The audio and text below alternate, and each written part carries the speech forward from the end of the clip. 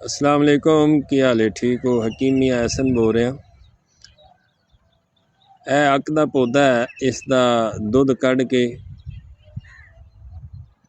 किसी भी अनाज दे विच गंदम होवे, चने होण, बाजरा होवे, उस अनाज नूं इस दे दुध दे नाल तर करना है। तर करके उन्होंने साए दे विच खुश्क करना है। एक बारी वो खुश्क हो जाए फिर दुध कढ़ के दोबारा उन्होंने तर करना है। उस साए दे विच खुश्क करके उसका फिर पाउडर कर लेना। पाउडर अच्छी तरह करके एक चुटकी की खुराक खाना खाने तो बाद देनी।